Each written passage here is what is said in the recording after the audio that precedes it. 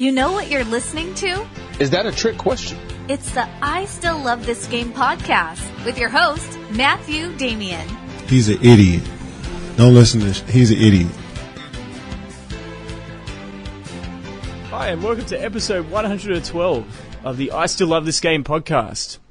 In today's show, we're going to stick with the historical themes. I'm completely burnt out talking about how pathetic the league is right now. So I wanted to bring on my friend, Luke. Luke's from New York, and who better to talk about the rivalries and really the last golden era of New York basketball than Luke. And we're going to be covering the Knicks versus the Bulls later on, but more importantly, I think the best rivalries that New York experienced in the 90s was against the Pacers and against Miami. So Luke, how are you doing, man? I'm doing good. We let's not forget, we did make the playoffs 1 year with Carmelo. Does that count? One playoff victory, though. When you've sucked for 20 years, that counts. That's true. You guys did make the second round. But ironically, you were up against the Pacers. They knocked you off then, too. Of course, Indiana knocked us out. And it was Roy Hibbert. Of all people, Roy Hibbert was the guy that sealed your fate. I remember that game with Carmelo. He had like 46, 48 points, whatever that was. Yeah. God forbid. Of course, anytime a Georgetown center steps in the garden, they just light it up. Hey, you can't be complaining about Georgetown centers. You may have got the best one out of all of them with Patrick Ewing. That is true. And now he's their coach, so everything went full circle. It always does, man. It always does. No, but I'm glad you're on the show because, as I said, you feel the same way I do about the current product. And on the latest episode that I did, the last episode I did, I was talking about how I wish the NBA would have a WWE type network where you could just watch any game anytime you want. I would pay twice what I'm paying for League Pass. I would get rid of League Pass completely, and I would just... I'm so glad that we're able to talk about something that I enjoy talking about, which is 90s basketball. So let's begin with the Pacers. And before we go in year by year, obviously it started in 93. People think it started in 94. But when you think back as a New Yorker, when you think back to the Knicks-Pacers rivalry, what's the very first thing that comes to your mind? And don't say Spike Lee. Please don't say Spike Lee. I can put it in 3 words. Okay. Fucking Reggie Miller. Yeah. That makes sense. That makes sense. When you talk to a Knicks fan, right, especially about the Pacers, he's going to be the first person that's always going to come to your mind. If you talk about the Joker to the Batman or any, quote unquote hero villain scenario, Reggie Miller is the embodiment of a New York villain. He might as well play for the Red Sox. I think he loved it. That's what makes that so special. Because you look at players today, and I don't want to keep drawing back to players today, but you look at how sensitive players are. You can't boo them without there being a national investigation. Reggie Miller loved it. He loved the boos. He fed off it. Oh, 1,000%. And I had a friend from New Jersey, actually, when I was growing up in Australia.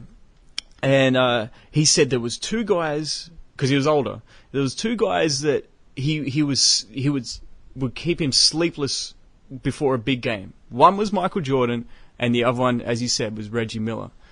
And, man, there's no higher compliment, I think, because New York, I've been to New York, and they're in their own little world sort of thing when it comes to everything that goes on, but that is a basketball city. And if you can be that respected or feared, which is virtually the same thing, my goodness, You've made it, man. Oh, absolutely. Just it's a sad. We obviously know it's a sad state of affairs when it comes to basketball now. I mean, me personally, I go to the Garden more for concerts than Knicks games because it's gotten that bad. But back in the day, that and a Yankee ticket were the hottest tickets in the city for years.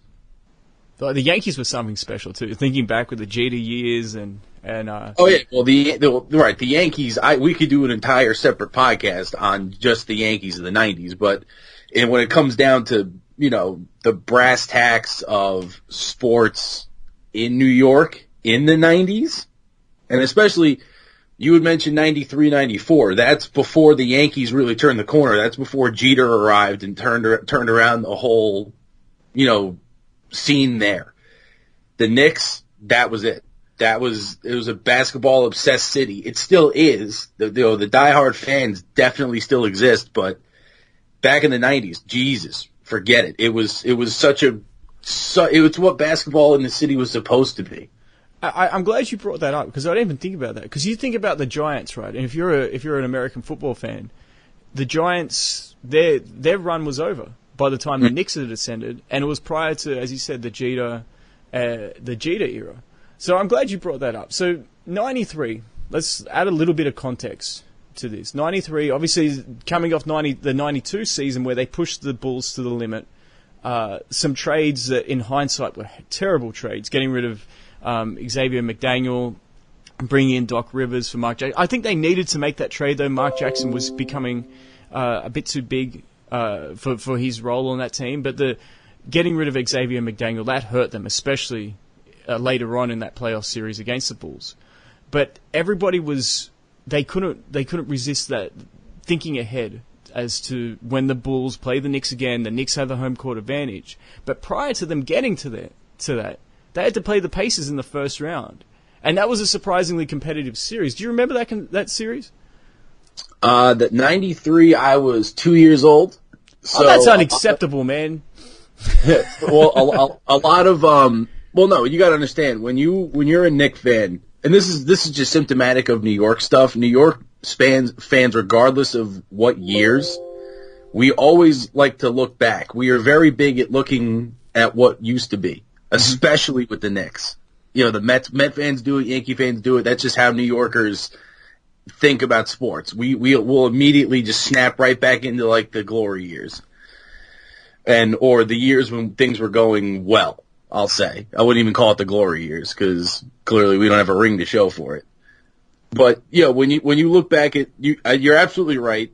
Trading Jackson needed to happen, and oh god, I almost get teary-eyed because I grew up with that 90s Knicks teams. And that hard-nosed basketball, the product was what the city needed. That's just how it was. I think when you look back to the 94 series, because I think the Knicks really needed that first-round series, because in the second round they faced the Hornets with Larry Johnson, Alonzo Mourning, and trust me, we're going to talk about Alonzo Mourning in depth in a minute. But the 94 series up against Reggie Miller, that was the one where John Starks headbutted Reggie Miller in I think it was Game 3. It had to be Game 3 because it was the best out of 5 series. And I think the way that the Pacers played, because you talked about how tough mentally as well as physically, obviously the Knicks were, the Pacers were right there too. They were not backing down. Even though they were the 8th seed, they did not take a step back whatsoever. And that propelled them in a similar way to the 92 series against the Bulls, propelled the Knicks. That the 93 season really propelled the Pacers moving forward. Now, of course, it was a quick series, 1 versus 8. They typically are in the NBA. But Jordan retires at the end of the 93 season. We all know that. So all of a sudden, the teams that beat in the East is the New York Knicks. Out of nowhere, the Pacers emerge as their biggest threat. Even though they were the 4th seed, Atlanta was actually the number 1 seed, if you can believe that. And then the Pacers took care of Shaq, a rookie Penny Hardaway in the first round. Then they, with relative ease, dispatched the Atlanta Hawks in the second round. And then we get that matchup, and I don't think a whole lot of people really thought that it would be as competitive as what it was. And my oh my, as you said, Reggie Miller in Game 5, Spike Lee's yapping at him, and at what point does Spike Lee shut up? Because how many shots does Reggie Miller have to make before you realize he's catching and shooting from 30, 35 feet out with, a guy in his face and 15 seconds left on the shot clock? He's getting all net. That was one of the great performances, and this is saying a lot, because you think about all the great players that have played against the Knicks in that building. It was one of the great performances individually in NBA history at the Garden. Oh yeah, I mean, without a question. The thing with a player like Reggie, who loved being the villain, he was the kind of guy where, especially he's one of the best shooters in NBA history. So if you get a guy like him who if you just take that little bit of gasoline and just keep pouring it onto his fire, he will blow up in your face. That's just how it is. And Spike Lee just happened to be the can of gas. That's all it was. I think every time he made a shot, it was so clear. It was such an obvious fuck you to Spike Lee. Which let's be real, Spike Lee is the quote unquote representative of Knicks fans. He's our guy. Who gave him that title, by the way? Well, I think he's earned it. He's the guy. You know, he's Lakers like Jack, right? He's like Jack Nicholson. Exactly. He's our celebrity guy. That's our guy. But yeah, you could just see when Reggie's just draining threes. This is you could just tell it's with that middle finger right to him. Or the choke sign, even better, man. He put up the choke sign. The balls on this guy, man. And speaking of the balls, like I don't want to get too far ahead of me. Actually, you know what? We'll save that for later because I was going to talk about the game 1 of the '95 series. We're going to get to that, but obviously. Spike Lee, you talked about how Spike Lee's a representative. Wasn't there a bit of backlash towards Spike Lee after that game? They're like, dude, what are you doing? And he actually went out because that gave the Pacers a 3-2 lead. The Knicks had the home court advantage. So the Pacers had a chance to wrap things up at home in Game 6. And Spike Lee, I put a lot of shit on this guy, but you know what? He's... I'll give him credit for going up for Game 6. He went out, he put his neck on the line in Indiana too. It's like he didn't have to do that. And I think that actually sent a message to the Knicks as well, specifically John Starks, that this is a big situation. I mean, I'm sure they knew it already. They were down 3-2, but the fact that Spike Lee also went out there, maybe that took a lot of the pressure off the Knicks and put it onto Spike Lee, and that allowed them to focus on the game. Yeah, well... Yeah, I mean, Spike, I don't think has ever been the kind of guy to give a shit about public opinion. Mm-hmm. It just seems like him sticking his neck out and quote unquote, eating crow for the betterment of the team. That just seems like something Spike would do now. I don't think he would choke a player in the league now, but he would have no problem. That just seems to be who he is. And, I think anything to fuel the team or let the team focus on the game at hand, the task at hand, whatever you want to call it, that's right up his alley. That's what he's going to do. Hmm. I think that's a good point, man. And also, I think a guy like Reggie Miller, and I brought up Jordan before, and we all saw this in Jordan's Hall of Fame speech. Jordan was looking for anything to get motivated. I think Reggie Miller was motivated the same way. He was wired the same way.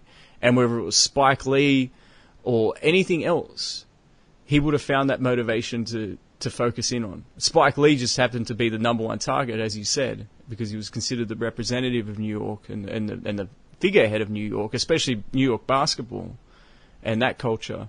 I think he was just, he was a primary target. But let's not take away from what John Starks did in Game 6. That was a hell of a performance from John Starks, because John Starks, to me, reminds me a lot of Vernon Maxwell from the Rockets. He's an enigma, especially on offense. He's always going to provide you good defense, and he's going to give you the hustle plays. If there's a loose ball on the floor, there's no question he's going to be diving head first for it.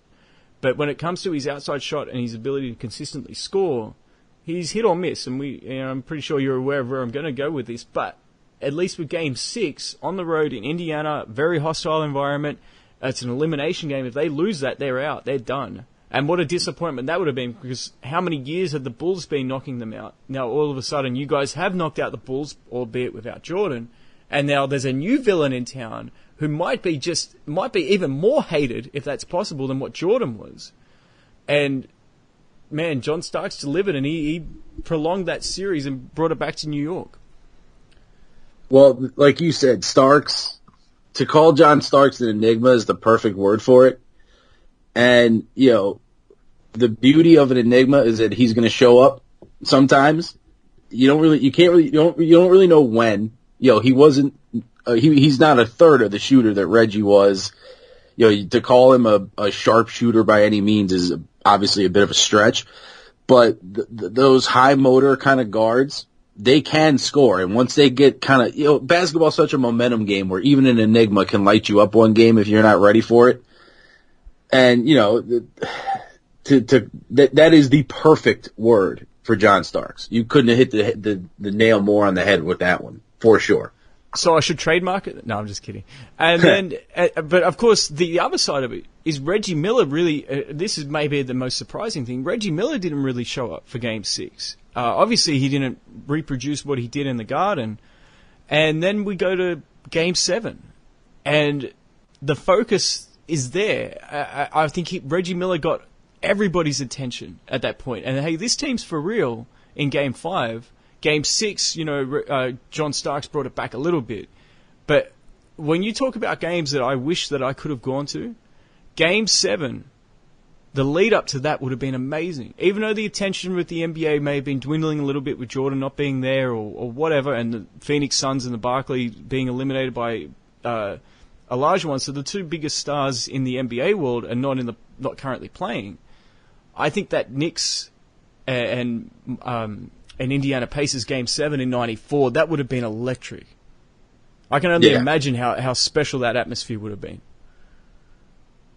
Oh God! I mean, to be at a Game 7 in the Garden, you'd have to think is inherently going to be something special.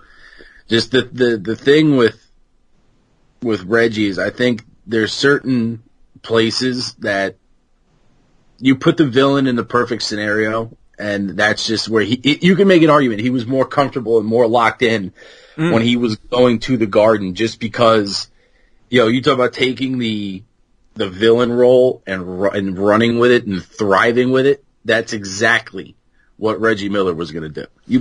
We knew it.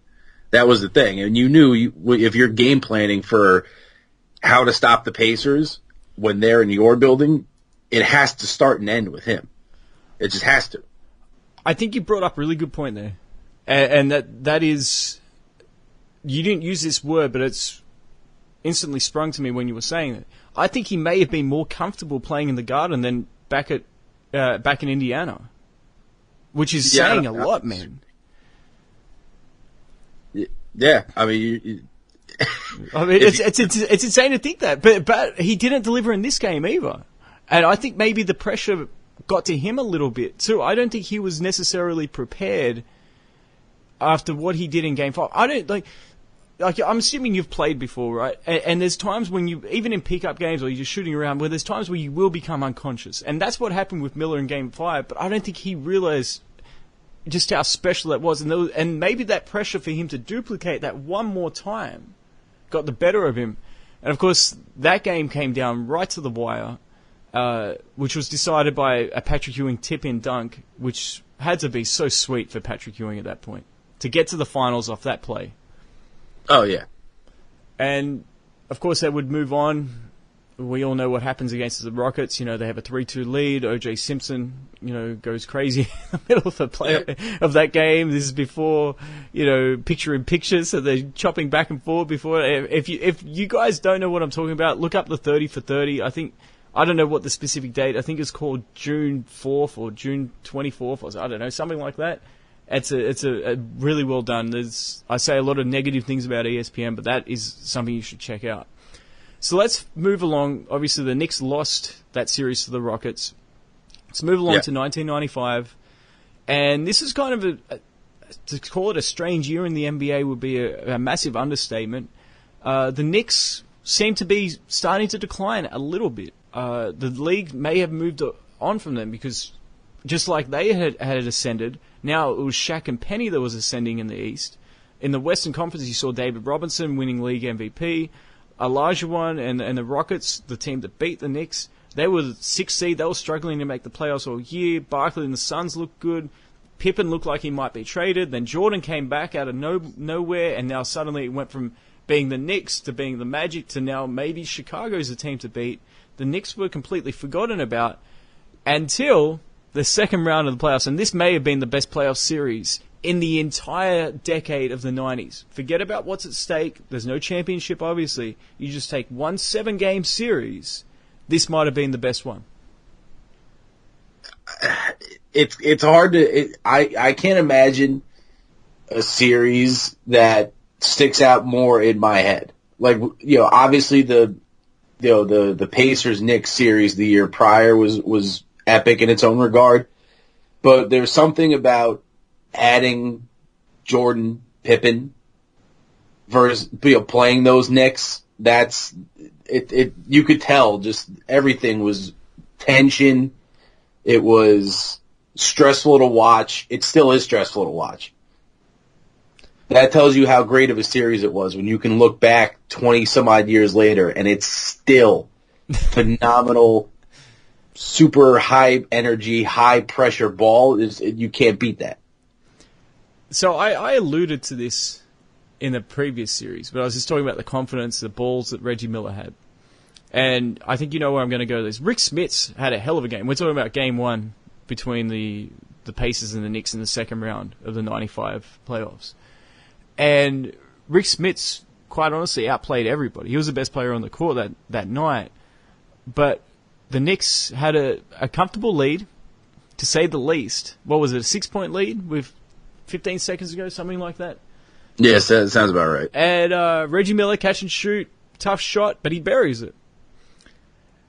And then something that you'll never see, I don't think, ever again in a basketball court. Or if you do, it won't be the same. You'll never have the same context. Off an inbounds pass, I don't know why they didn't call a timeout. Did they have a timeout then? I'm not sure if they did or not. I personally can't remember. Let's just hope that they didn't have a timeout in this situation. Right. Greg Anthony, he's getting doubled off the ball, kind of gets tripped up a bit of physical contact. I mean, nothing too serious. And I mean, if you're a Knicks fan, you're probably saying it's a foul, but if you're looking at it objectively, he probably should have stayed on his feet and not fallen over so easily as well. Anthony Mason, rest in peace to him. I loved him as a player, but this is maybe one of the worst situations he could have possibly done. He threw the ball directly to Reggie Miller. It's like you couldn't ask for a worse situation. And you would just think that Miller would probably take it in for a layup and cut it to one. Oh, no. He takes 2 steps back and shoots a fadeaway 3. Right in front of Spike Lee again. Are you kidding me? You could not script this. You really couldn't script it. If you were writing Space Jam, you wouldn't even script Michael Jordan to do this to beat the Monstars. And yet somehow he did this are you kidding me? And then John Starks, for some reason, the Pacers don't even know, the rest of the Pacers don't even understand the situation. Reggie Miller obviously did because he stepped back to take that shot. But they fouled John Starks, missed both foul shots, and the Knicks returned serve, and they fouled Reggie Miller off the second miss. And Reggie hit them both. 8 points in 15 seconds or 10 seconds, whatever it was. I don't care what it was. It was one of the most incredible things you will ever see on a basketball court. And the thing that I remember the most is when Anthony Mason passed the ball in to Reggie and he stole that pass. The oh no's. You could hear the oh no's from the Knicks fans. They were just like, uh-oh, we're in trouble. It was like Utah. When Jordan hit that shot against Utah, you could just hear the gasping for air. They knew that they were in trouble, and then, my oh my. Explain yourself as a Knicks fan. How did that feel? Even looking back, how did that feel? Look, all right, you look back at that, and it's like being in a spaceship and then lighting a candle. The oxygen just gets sucked right out of the room, which, again, in the Garden, that it's very hard to leave a packed Garden in the playoffs speechless. If you can do it, God bless you. But like that, just again, you talk about Reggie being, or just the comfort in the Garden. Why? It's a question of speechlessness with that undertone of like, what the fuck, really? I wish I had an answer for you, man. There were so many things at the end of that game that just made no sense. It made no sense as to how this actually happened. No, well, looking back now, that game, the way that played itself out almost reminds me, I would say, of like the insanity akin to an NCAA tournament game. That's good. I like that. That makes a lot of sense, yeah. All bets are obviously off in March Madness. Mm-hmm. And you figure, at the pro level, stupid mistakes like, when Chris Webber took the timeout that couldn't happen. Yes. Like, people think that mistakes of that level can't happen in the pros, but like you said, tossing the ball literally to the one player on that team that can destroy you. The one player in the world, not just on that team, the one player in the world. Right. Right. I'm not a Knicks fan, and that hurts me. That hurts me so much. Right. Like, people go on the internet now and they watch like cringy stuff. That's like a thing that people do. You want to watch some cringy shit? Go find that on YouTube. But the series went beyond that, though, and this is why I think it was the best series in the entire decade of the 90s. I know that's a big call because we had some great series in the 90s. You could even talk about the Knicks and Bulls in '92 being right there with it. But obviously, New York recovered to win Game 2. I'm pretty sure that was a blowout. I don't have that in front of me. The Pacers won the next 2 games in Indiana to establish a 3-1 lead. Ewing hit the game winner of Game 5. I mean, they really had to fight for their playoff lives. The Pacers had a big lead in Game 5. And then the Knicks came roaring back. Ewing hit that over the shoulder, I'm not sure if you call it a hook shot, but it was like a one-handed, almost a floater. Beautiful shot. Half a runner. Yeah, it was a beautiful shot, man. He had such a good release on his shot, whether it was a runner or it was just the face-up jumper. It was he had the best looking jump shot out of any big man I've ever seen in my life. And he stroked it. And then Game 6, talk about deja vu. The Pacers are up 3-2. They're back at home, just like the year before. Not, of course, not the same circumstances. You don't have the momentum of Reggie Miller, and you didn't have Spike Lee coming in for it. But the Knicks, man, they showed determination, mental toughness, all those things to once again come out of that with that game. And all of a sudden, we've got a Game 7 back in New York. Obviously, there's some changes. Mark Jackson's on this team. I didn't even bring that up. Mark Jackson's on the Pacers now. He used to be on the Knicks. Larry Brown's the coach of the of the Pacers. I'm not sure if he was the coach the year before. Don't quote me on that. He could have been. I don't know. But you had all the ingredients again for another classic Game 7 situation. Yeah, all the chips are there. And the Pacers, once again, they got a big lead. And can you explain to me how a 7-footer with the skill set of Patrick Ewing, the athleticism of Patrick Ewing, he's above the rim, but decides to try a finger roll, and it hits the back of the rim?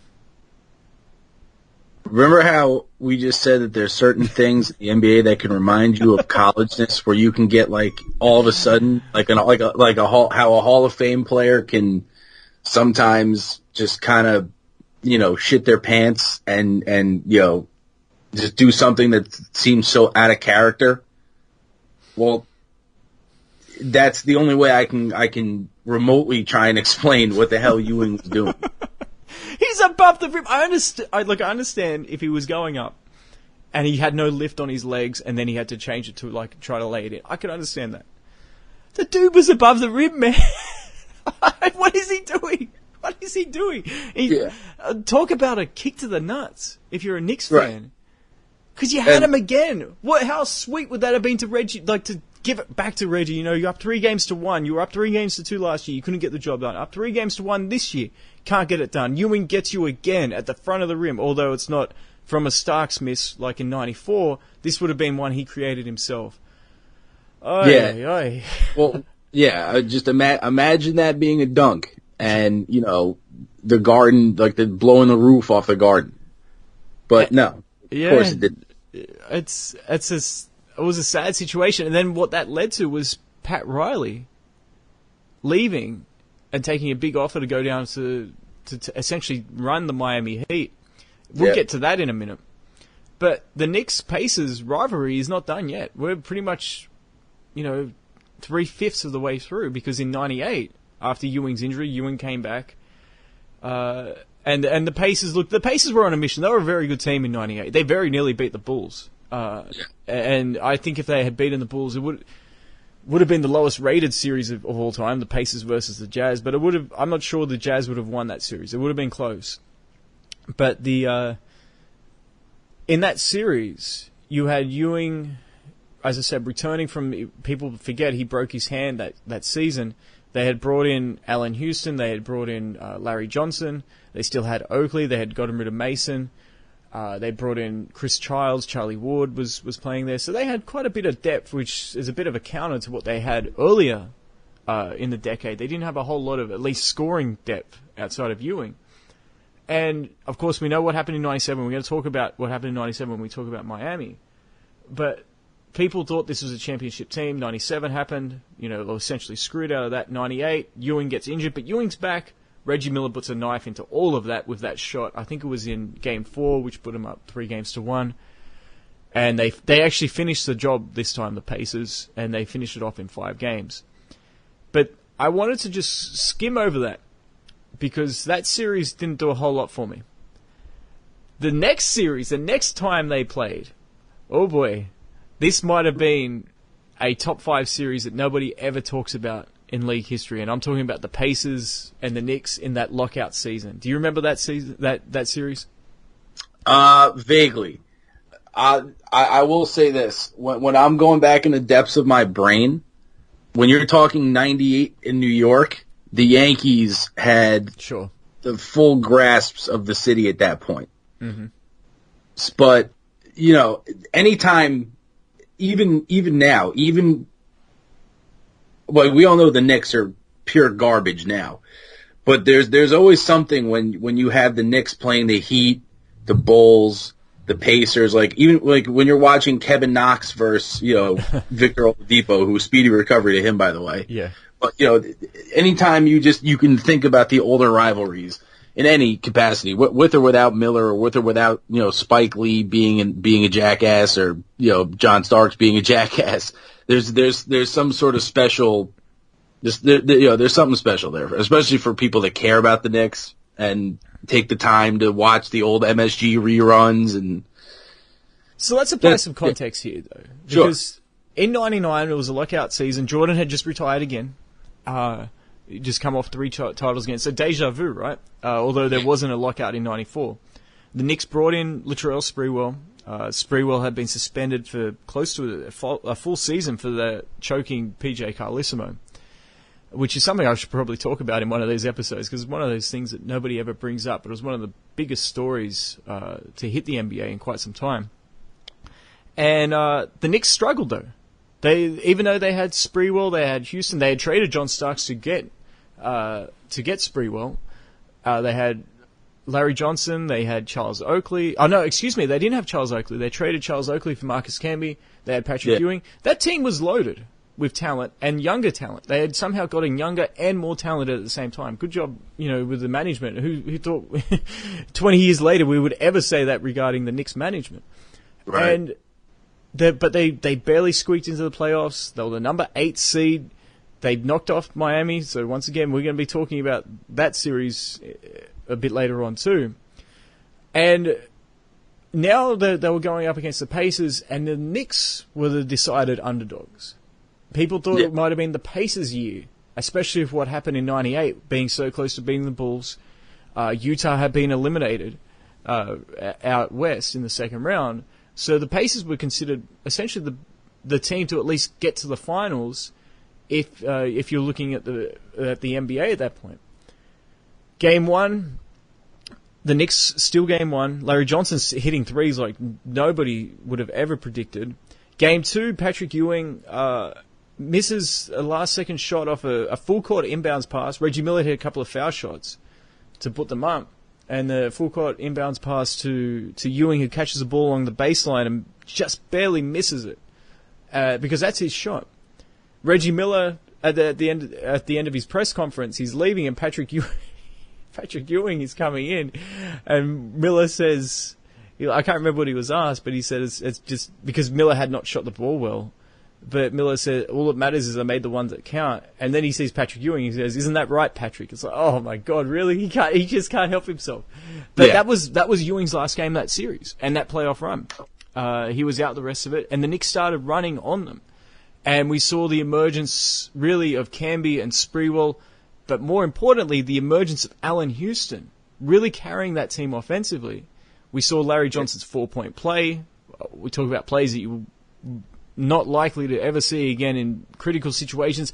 So you saw, instead of Reggie Miller being the villain and getting all the breaks and leaving with all the moments, it's actually the Knicks now. And then it led to Allen Houston leading the way in Game 6 with and doing what Reggie Miller couldn't do when he was up 3-2 a couple of times, and that was getting the victory in Game 6 at home to get to the finals. I love that series. Even though I agree 100% with what you're saying, that it was, New York at that time was obsessed with the Yankees. I don't doubt that for a minute. But still, the intensity of those Knick crowds, they must have been loving this to be the underdogs. Well, you got to remember, basketball in the 90s would fulfill a certain, just a certain, you can watch a 90s NBA game and you can watch at the same time, a 98 Yankee game, for example, and the intensity levels is a bit different because the Yankees were expected to blow everyone out of the water. And like you said before, no one thought the Knicks were going to be anything special. So when you're watching the Knicks from, 99, or 98, no one thought that this is how this was going to play itself out, especially when you remove Ewing so early. It's not like he was able to play it all out like you had said. And sure enough, I think what was important too was that the youth movement of that team, because that team had a lot of veterans. At that point, Patrick Ewing was, I think, like a 13-year veteran. It would have been close to that, yeah. Right. So let's be real. You have Allen Houston. You said the emergence of Marcus Camby, but especially Houston. That was almost like a passing of the guard year as far as the Knicks and our lineage. Yeah, and look, that might have been my favorite Knicks team. I mean, the 92 team was up there too, but I think that Knicks team, because you had Sprewell, who was such an upgrade, and he was a clutch player. Thinking back to the series against the Spurs, especially, he was fearless. I liked him a lot, and you had the fearlessness of him with the fundamentals of Allen Houston. And he had balls on him too. He was taking the ball to the basket against the Davises, and he just didn't care. He was one of the underrated shooting guards in the NBA at that time. But we did have one final series between the Knicks and the Pacers, and that was in 2000. And once again, the Pacers were the top seed. They were the favorites heading into that series. Ewing once again gets injured the first 2 games. The Pacers win both games. Next 2 games, the Knicks win, and that was Ewing's last games as a Knick. But he was traded in the offseason for Glenn Rice, I believe, after that season. But the Pacers, they recovered and they won games 5, and then Reggie Miller put on another performance that no one really talks about. Game 6 that actually put them into the finals, and that was the end of the rivalry. But what a rivalry! I mean, we're talking about what? What year didn't they face each other? Was it 97? Every other year? Yeah, something like that. 96 and 97. So from 93 up until 2000, they played each other 5 out of 7 times. That's insane. Yeah, but that's the consistency that you need for a rivalry, especially if it's going to span the entirety, pretty much of a whole decade. Mm-hmm. It can't just be 1 or 2 series that happen to go 7 games. It has to be, Reggie had to be there, right? Or else you're going to lose some fans. But that's what it takes to make a good rivalry, and that's what. It's sad that can't happen now because, had Reggie been playing now, he would have been on the Pacers for more than 4 years. I'm just thinking, I did the maths wrong. It was an 8-year period, and they played each other 6 times. Yeah, that's 75% clip. Right, that's insane. I can't think of as when they've actually had 4 rounds, so 8 teams each conference, to get to the finals or to win a championship. We've never seen that. I'm certain we have never seen that. Maybe prior in Wilt Chamberlain and Bill Russell's days when like 4 teams made the playoffs, then yeah, maybe we probably Right. saw something like that. But and the important thing, as you said, it wasn't just these 2 teams facing each other. Reggie Miller was the man for the Pacers in all those series, and Patrick Ewing was the man up until maybe '99 with Allen Houston emerging. But Ewing played in all those series as well, just not every single game. So that was a great rivalry. I've got no question, no doubt in my mind that was the best rivalry, just from a pure competitive standpoint of the '90s. Yeah, that one, like you said, there's a lot of great ones out west, but when you bring it home to New York, it always will come back to Indiana and Chicago. Talking specifically '90s. Well, I'm glad you brought up Chicago, and we'll go into that before we go into Miami, because that was one that really, I think it may have done more for Riley than even the Knicks, because Riley, as a coach, I think there was a perception with Pat Riley that, yeah, he's a good coach and everything, but I think he was probably considered more of like an Eric Spoelstra level, like, hold on, he just had some great players out there. How good is he really? And I think New York was more, he was able to mold that New York team. The New York team was more of his character, or closer to his character, than what those Showtime Lakers were. And what you saw in '92 really stunned the Bulls, and it very nearly knocked them out. The Bulls were incredible in the regular season, 67 wins. They were flirting with 70 wins all season long. They looked untouchable. Magic Johnson had retired. Larry Bird, I think, at least was in his last season. The league was Jordan and the Bulls. And they thought that they could just, it's a walk in the park. It was a cakewalk for them, going up against the Knicks. And, you don't do that against teams with Anthony Mason, Charles Oakley, Patrick Ewing, Xavier McDaniel, Gerald Wilkins, Mark Jackson. All those guys, they are tough, man. They when you think of the bad boys, they have got nothing in terms of top to bottom toughness on these New York Knicks teams in the early '90s, in my opinion. I know it's a bold statement because those bad boy Pistons, they won championships, but in just pure toughness, I don't think there's been a tougher team than those early Knicks teams. Well, who wants to drive to the basket when Exactly. it's pick your poison, Ewing or Oakley or Mason?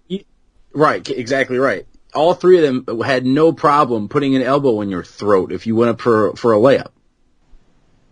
And they didn't muck around, man. And then if it's not, you're right. If it's not Ewing, it's Mason. If it's not Mason, it's Oakley. And then you got to throw McDaniel in there. McDaniel was just as tough as any of those guys. Yeah, that's goddamn. That was so those years. You talk about just God. I wish they could still play the game like that today. But Me Jesus too, man. Christ! Like case in point, when Oakley got traded to the Raptors, Vince Carter and Tracy McGrady are both on record saying if you were, dicking around in practice, you weren't worried about the coaches. You were worried about dealing with Charles Oakley. The coach would send you to deal with Charles Oakley as an old man in 2000. Who in their right mind, when Oakley's in his prime, is going to mess with him? Or like you said, Ewing in his prime. Forget it. Or Mason. No. You wanted no part of that. And you had Pat Riley pushing their buttons the entire way as well. Pat Riley wasn't to me, he was a tough bastard as well. Yeah. So obviously in '92, they pushed the Bulls to the limit. They pushed them to 7 games. Them and the Pacers of '98 were the only teams to push the Bulls to 7 games during the '90s. The Pistons did in 1990. They did that as well, but that was before they started winning titles. So once the Bulls had ascended to the top, those were the only 2 teams. 93 though. And this, I said the Pacers series was the best of the '90s. This may have been the most heartbreaking, and as I said before, I am not a Knicks fan, but I can feel your pain with this series. First of all, you've got the top seed in the conference. I'm not sure if they had the top seed in the league. I think that might have been the Suns that year with Barkley. But they had won 60 games. Ewing was looking fantastic. I believe he was actually second in MVP voting behind Barkley, and Jordan was third. And, they looked like they were ready. They wanted Chicago all year. They got Chicago. Chicago was rolling too. They got off to a slow start, but they had blitzed through the first couple of rounds of the playoffs. They hadn't dropped a game. And the first 2 games was capped off with John Starks, maybe the biggest clutch dunk I've ever seen in my life. He took off, went baseline. Horace Grant was there. Jordan tried to sneak over for a block as well, but he went up with the left hand and just went right over the top of Horace Grant. I can only imagine how New York responded to that. Like, hold on a second, now we're up 2-0 off that kind of play. That's the type of play that Ewing should have done, by the way, against the Pacers. Yeah. And then it just fell apart. The Chicago, maybe it woke up Chicago a little bit. I know Jordan dropped 55 on them in Game 4 to tie the series up. But the one I wanted to talk about, I don't want to ramble on too much, because I really want to get your opinion on this, was Game 5. And everyone talks about Charles Smith, and this is why this was the worst trade that the Knicks probably made in that entire decade, was getting rid of Xavier McDaniel, bringing in Charles Smith, because if Ewing is driving on Stacey King or whoever it was and passes it to Xavier McDaniel underneath the basket, do you think McDaniel's going to go up soft and get blocked 3 times and get the ball stolen from him once? No shot. What a horrible trade. What an unbelievable situation where Jordan stripped him the first time, Grant blocked him once, and then Pippen blocked him twice. Like, how do you not go up strong on any of those situations? Like, how? I think that was sorry, go. It's like certain players, like you said, McDaniel was a bulldog.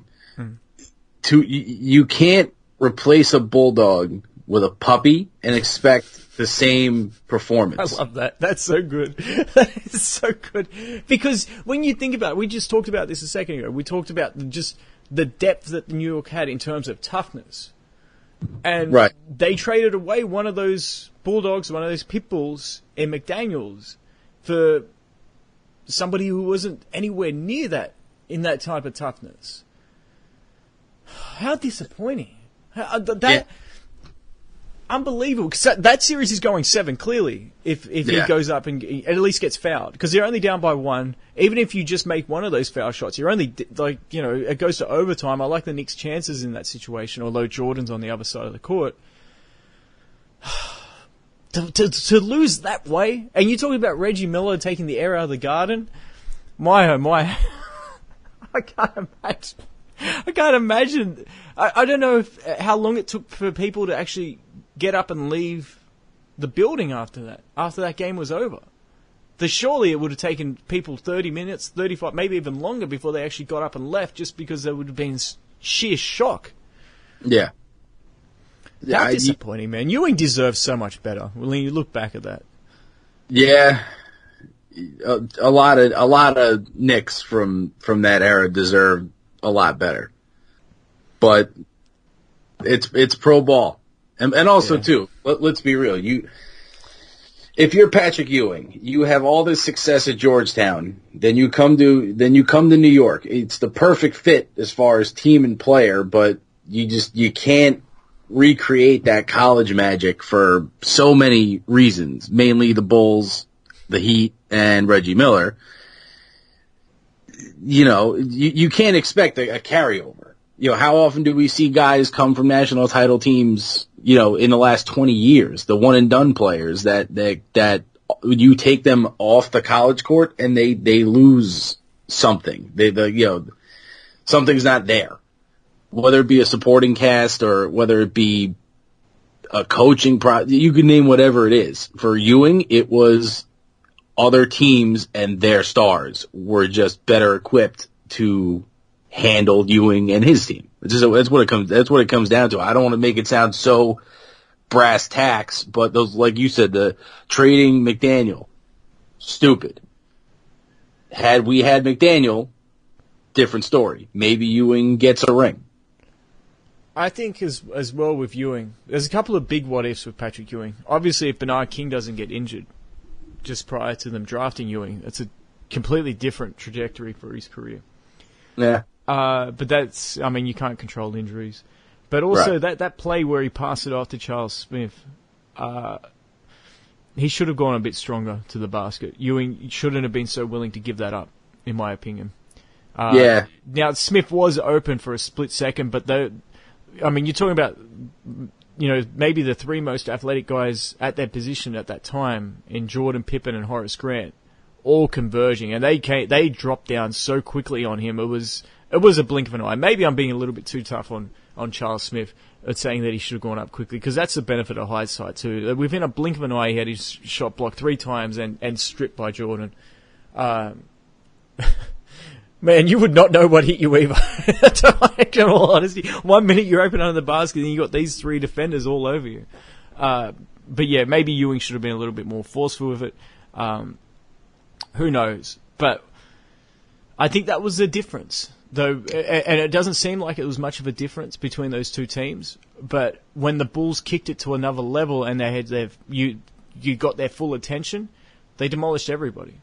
Whether it was Phoenix, look at what happened when Jordan when Drexler got Jordan's attention prior to the finals in '92. Mm-hmm. He was never the same. Look at when Jordan decided to go after Magic. He was never the same. Look at what he did to Karl Malone in the '98 finals. When Malone had the ball in his hands. He just took it away from him in the last minute.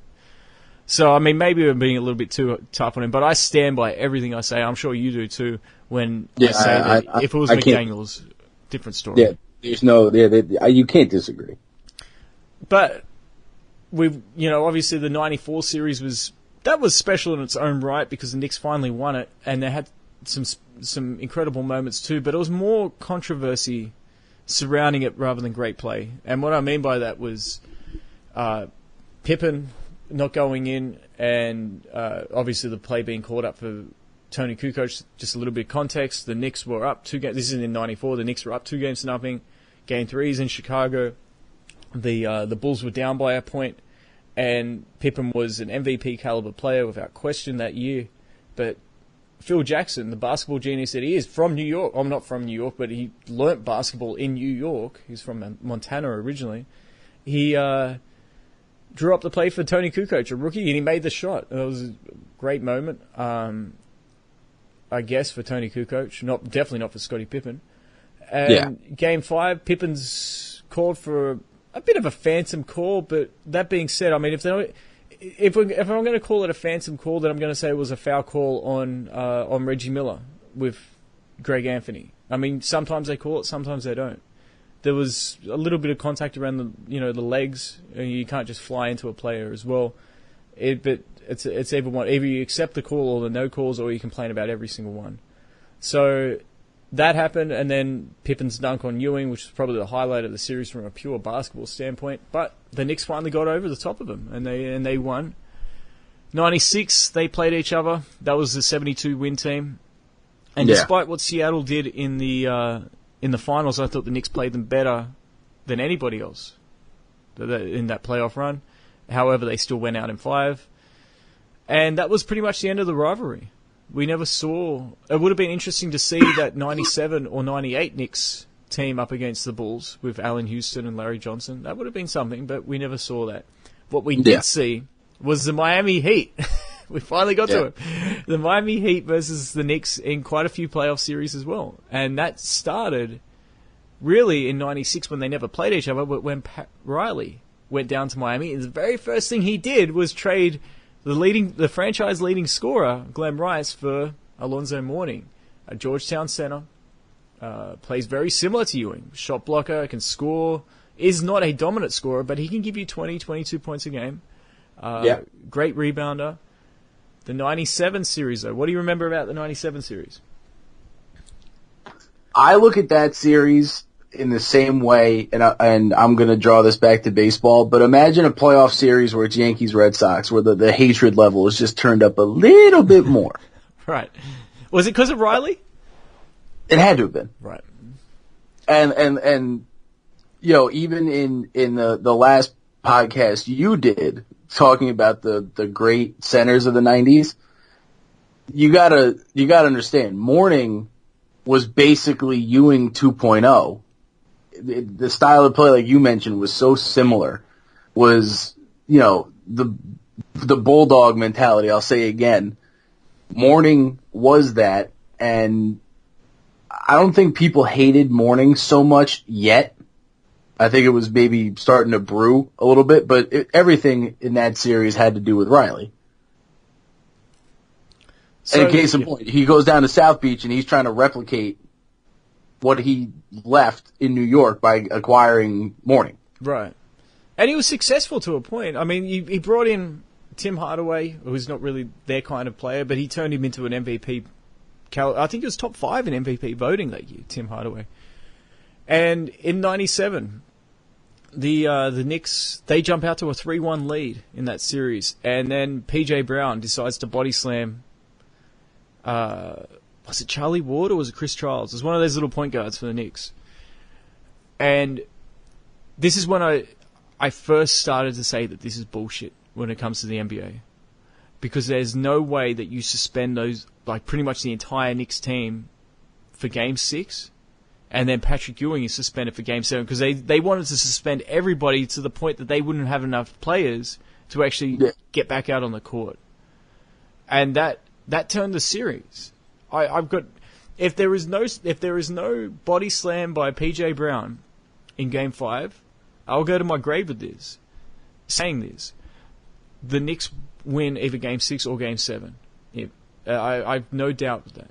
And the NBA fans were ripped off in not seeing, because as good as the Miami Heat teams were, look, they had no chance against that 97 Bulls team. The Knicks, though, they would have put up a good fight, man. Absolutely.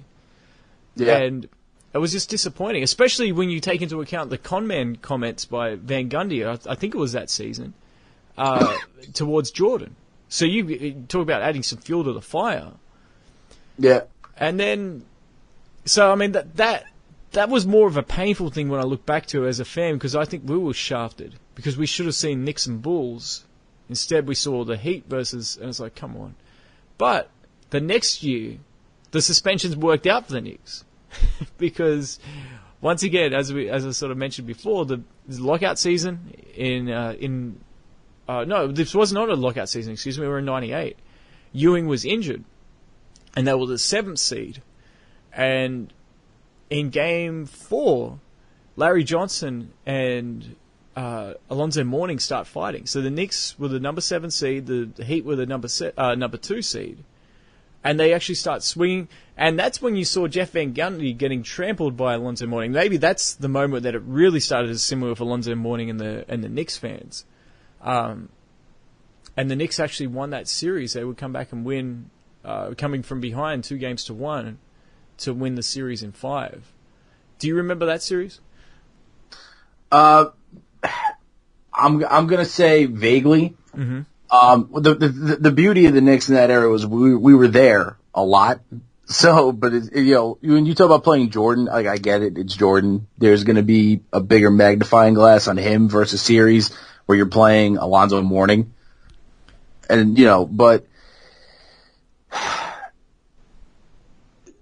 all of those series, and I don't want to put them all in a certain criteria here, but it just seemed like every Knicks playoff series at some point in the 90s had either, like you said, like a defining moment or this undertone, like the year prior with the Van Gundy Riley kind of, going at it. There was always something there. It's not like it wasn't the playoffs of today where if the 8th seed is playing the Warriors, there's no point in watching. Right. There's always a reason to watch good basketball.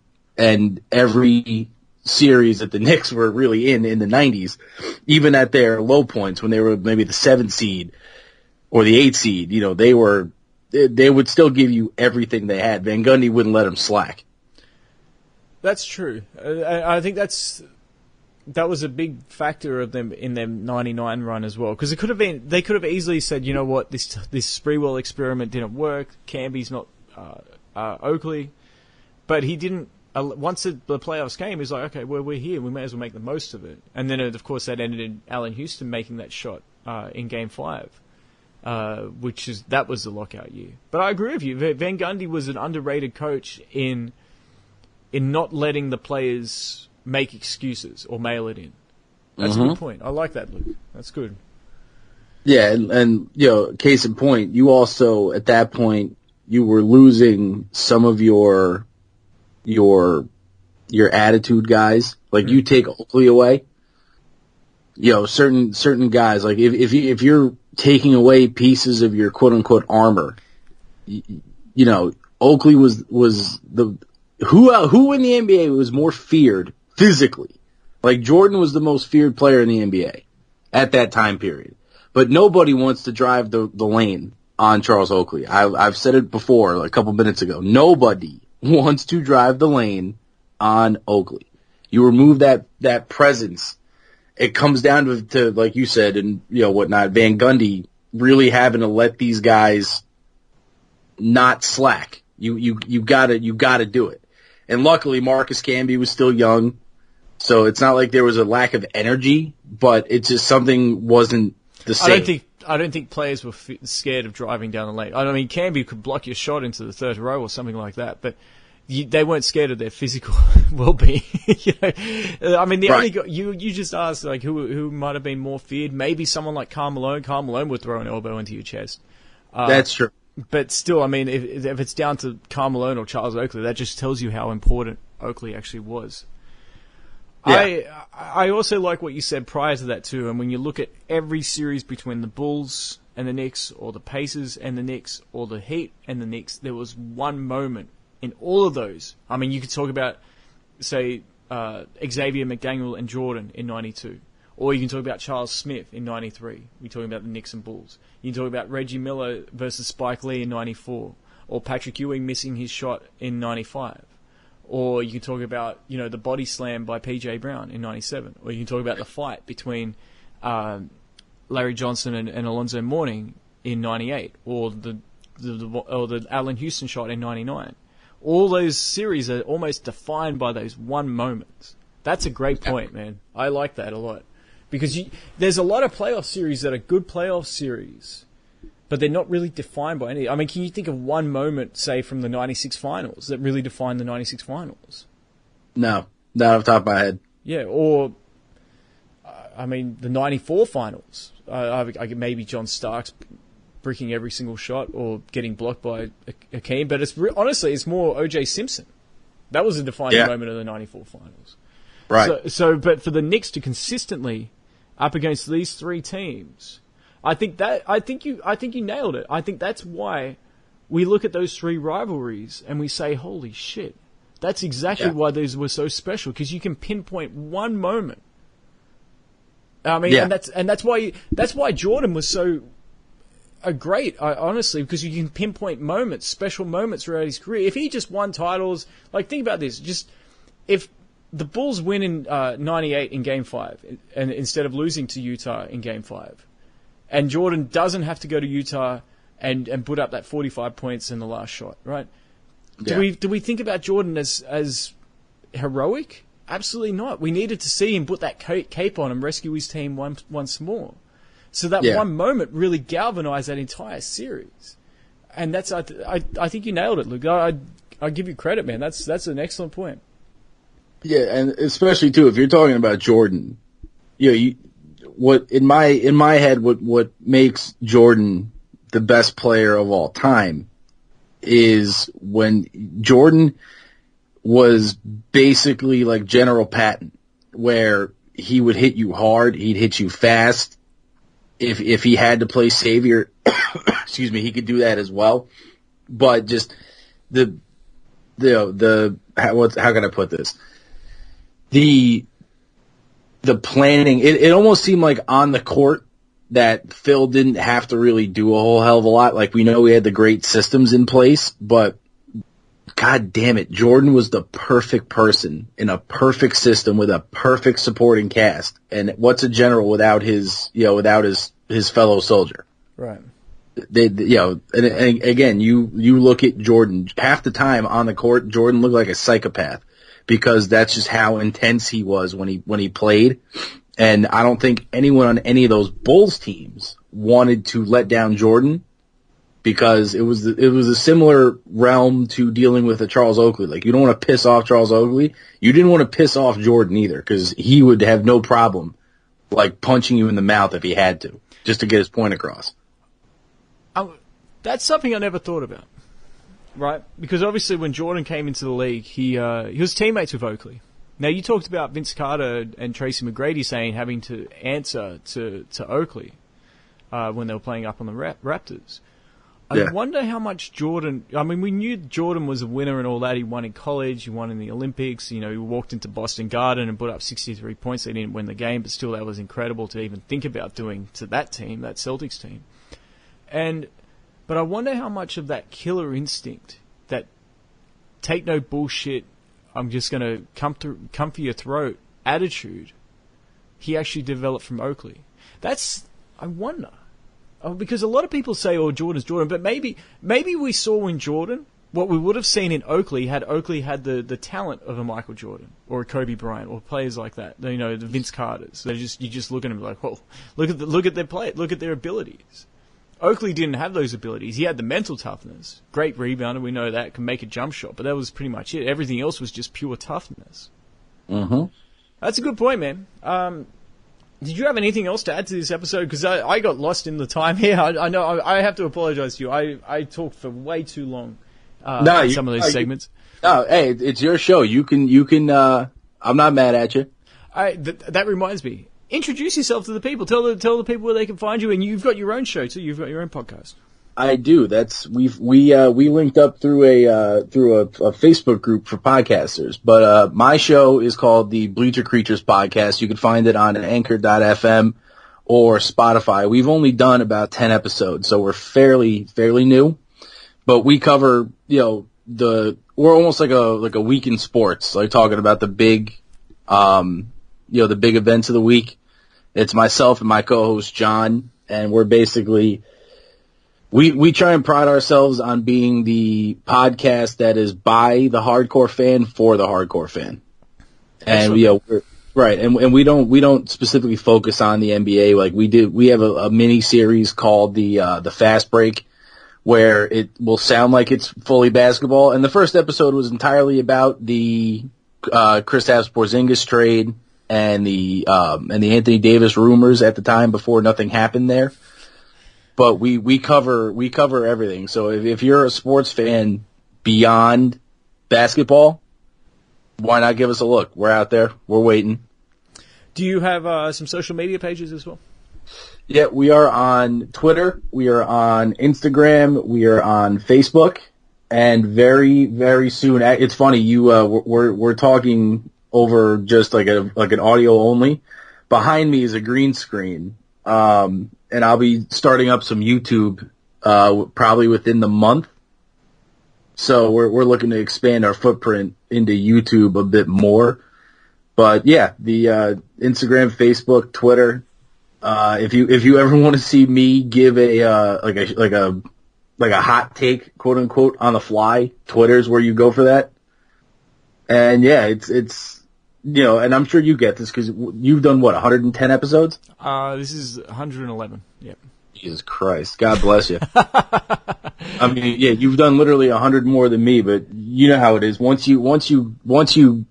you have a topic or you're passionate about something and you can just talk about it, there's nothing better.